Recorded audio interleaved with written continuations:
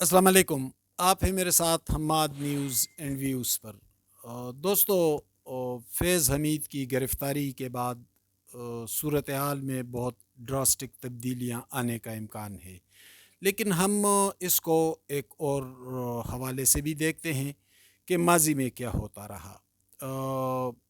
General Faiz حمید یقیناً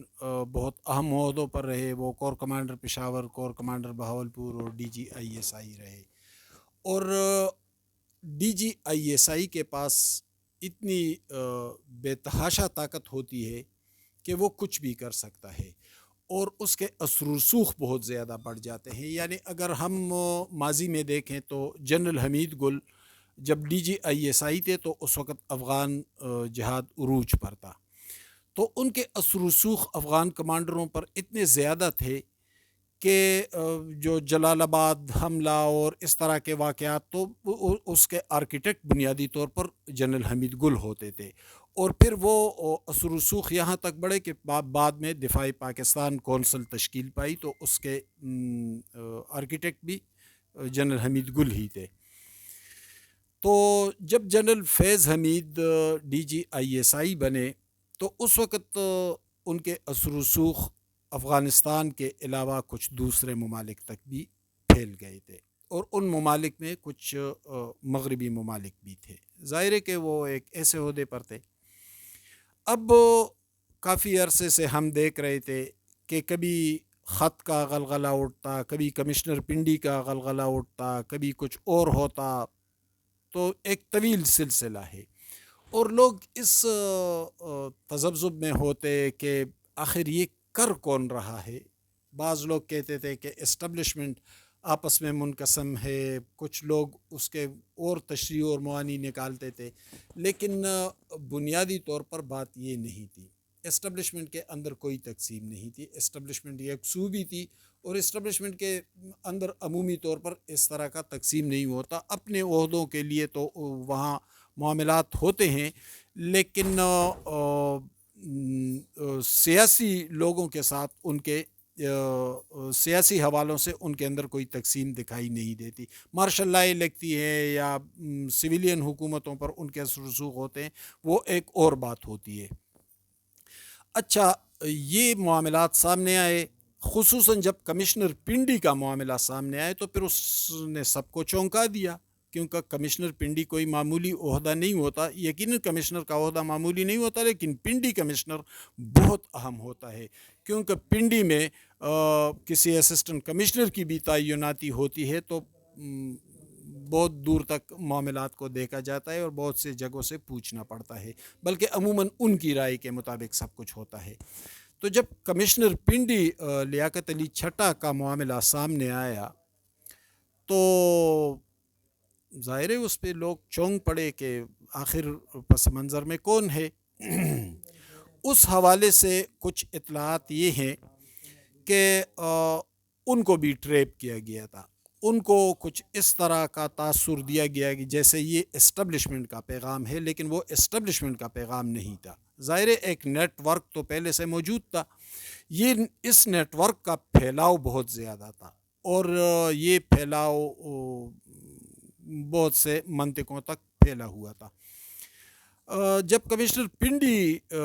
کے حوالے سے بات ہوئی تو پتہ چلا کہ ان کو پیغام دیا گیا تھا کہ آپ نے اس طرح بولنا تھا، اور کمشنر پنڈی سمجھے کہ یہ اسٹیبلشمنٹ کا پیغام ہے۔ اور اسی طرح کا ایک واقعہ پہلے بھی ہو چکا تھا، جب پرویز الہی اچانک مونس الہی کے ساتھ اڈیالہ چلے گئے تھے، اور پھر چودھری شجاعت کا پورا خاندان بھی بکھر گیا تھا اس واقعے کے بعد، تو اس وقت بھی پرویز الہی بات کو صحیح طرح سے پک نہیں کر سکے۔ جسے وہ اسٹیبلشمنٹ کا پیغام سمجھے تھے، وہ اسٹیبلشمنٹ کا پیغام نہیں تھا، لیکن ایک پیرالل اسٹیبلشمنٹ چلتی رہی، اور وہ عسکری منطقوں سے باہر کی کچھ فیض حمید کے اثرات اس پر بہت زیادہ تھے۔ یہ واقعات ہوتے رہے، اور یہ چودھری پرویز الہی، کمشنر پنڈی، اور پھر آتے آتے بہت سے معاملات خط تک اور کہاں تک آ گئے۔ لیکن طریقہ کار یہ تھا کہ جس پیغام کو آگے پہنچانا ہے، اس پیغام کو اس انداز سے پہنچایا جاتا تھا کہ پیغام وصول کرنے والا سمجھتا تھا کہ مجھے اسٹیبلشمنٹ کا پیغام مل رہا ہے، لیکن اصل میں وہ اسٹیبلشمنٹ کا پیغام نہیں ہوتا تھا۔ پھر یہ لوگ اتنے بارسوخ کیوں تھے؟ اس کی وجہ یہ ہے کہ جب فیض حمید اچھے پوزیشنز پر تھا تو اس کے ظاہر ہے کہ کچھ روابط ان کے بنے تھے، اور پھر پی ٹی آئی کے اندر بھی ان کے کافی اثر رسوخ تھے۔ تو پی ٹی آئی کو جو باہر سے کچھ لوگ سپورٹ کر رہے ہیں پاکستان سے باہر، وہ لوگ اور فیض حمید ایک پیج پر آ گئے۔ پھر اس سے ایک اور نیٹ ورک نے جنم لیا، اور یہ وہی نیٹ ورک تھا جو ظاہر ہے ان کے پاس ایک سفارتی ڈپلومیٹک طاقت بھی ہوتی تھی، ان کے پاس پیسے کی طاقت بھی ہوتی تھی، اور پھر وہ اس کو انفلوئنس کرتے تھے۔ لیکن اس کے ساتھ ساتھ پاکستان کے اندر کچھ لوگ تھے جن کی بہت بڑی دولت کو خطرے ہیں، خطرات کا سامنا ہے، اور وہ لوگ بھی ان کے ساتھ مل گئے تھے۔ تو پھر 190 ملین کے معاملات بھی تھے نا، تو ظاہر ہے کہ دولت، ڈپلومیسی، ریٹائرڈ جنرل، کچھ بیرونی ایجنسیاں، کچھ یہ تمام لوگ جب ملے تو اس سے ایک بڑی طاقت کھڑی ہو گئی تھی، اور وہ اسٹیبلشمنٹ کے سامنے آئی۔ اچھا، جب کمشنر پنڈی کا معاملہ سامنے آئے تو اس وقت ایجنسیاں اس حوالے سے بہت الرٹ ہو گئی تھی، اور انہوں نے کچھ معاملات کو واچ کرنا شروع کیا تھا، اور کچھ ایویڈنسز ان کو ملتے گئے۔ لیکن انہوں نے اس وقت ایک پالیسی یہ تھی کہ ابھی اس کو ڈسکلوز نہ کیا جائے۔ پھر معاملات آگے بڑھے، پھر عدالتی احاطوں تک بھی معاملات آئے، پھر بہت سارے، اور یہ جو مخصوص چلے، میں تھوڑا آگے بڑھتا ہوں۔ تو جب یہ معاملات آگے بڑھے تو لیکن جو یہ معاملات ہوتے رہے اس کو واچ بھی کیا جا رہا تھا، اور اس کی مانیٹرنگ بھی کی جا رہی تھی۔ اس میں ایک معاملہ یہ بھی ہے کہ جب علی امین گنڈاپور کو عمران خان نے نامزد کیا as a chief minister Khyber Pakhtunkhwa, تو اس نامزدگی کی پیچھے ایک راز یہ بھی تھا کہ علی امین گنڈاپور وہاں سے لوگوں کو لے کر چلیں گے، اور وہ اڈیالہ جیل سے عمران خان کو چھڑا کر خیبر پختونخوا لے جائیں گے۔ ظاہر ہے ان کا ایک جذباتی پن تو ان کے ہاں ہوتا ہے، اور اس طرح کا ایک واقعہ بہت پہلے بھی ہو چکا تھا جب بھٹو صاحب جیل میں تھے، تو اس وقت ایک منصوبہ سامنے آیا تھا کہ ایک پروگرام ہے جسے کرنل قذافی کی حمایت بھی حاصل ہے، یاسر عرفات کی حمایت بھی حاصل ہے، کہ ایک ہیلی کاپٹر آئے گا، اس میں کچھ کمانڈوز ہوں گے، اور وہ بھٹو صاحب کو لے کر اس ہیلی کاپٹر میں پاکستان سے باہر لے جائیں گے۔ لیکن ظاہر ہے کہ اس طرح کے معاملات عملی شکل میں سامنے نہیں آ سکتے، تو عمران خان کے حوالے سے یہ بھی ایک منصوبہ تھا کہ ان کو اڈیالہ سے چھوڑا کر خیبر پختونخوا لے جایا جائے گا۔ تو بھئی آپ خیبر پختونخوا لے بھی جائے تو ایک سیکنڈ کے اندر وہ گورنر راج نافذ کرتے، اور لیکن ظاہر ہے کہ ان کے پاس ویژن تو ہے نہیں۔ اس معاملے کے آرکیٹیکٹ بھی وہی لوگ تھے، اور جنرل فیض حمید کی طرف کچھ انگلیاں اٹھ رہی ہیں کہ وہ اس معاملے میں انوالو تھے، اور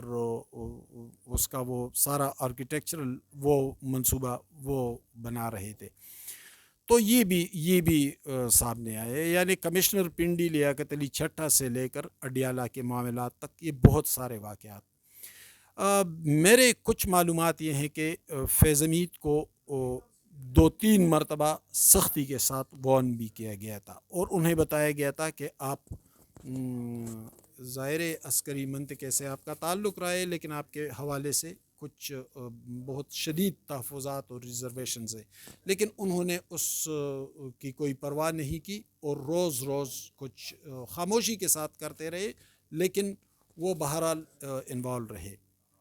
اس میں کچھ پرانی چیزیں بھی سامنے آئی ہیں، یعنی جب عمران خان لانگ مارچ کر رہے تھے تو وہ سارا منصوبہ فیض حمید کا تھا، تاکہ آرمی چیف عمران خان کی مرضی سے آئے، اور ظاہر ہے کس نے بننا تھا آرمی چیف،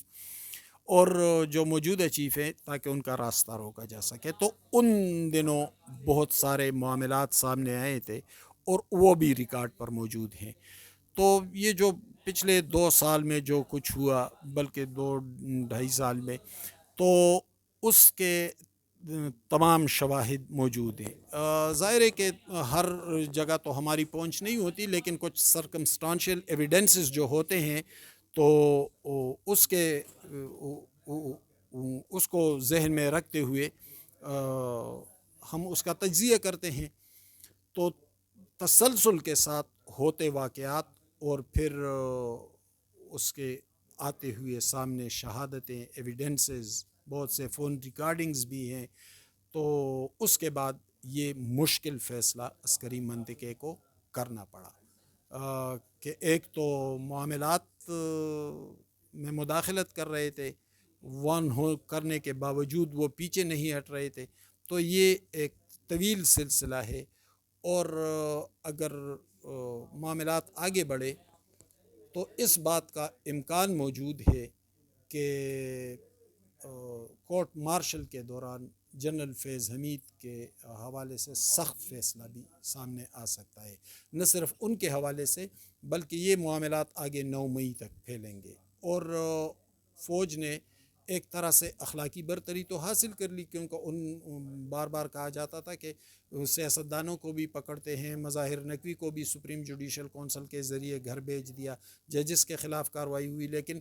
عسکری منطقے نے اپنے لوگوں کے خلاف کوئی کارروائی نہیں کی۔ تو اب ان کو ایک اخلاقی برتری یہ حاصل ہو گئی ہے کہ انہوں نے اپنے جرنیل کو پکڑا، تو اس کو پکڑنا کوئی ایسے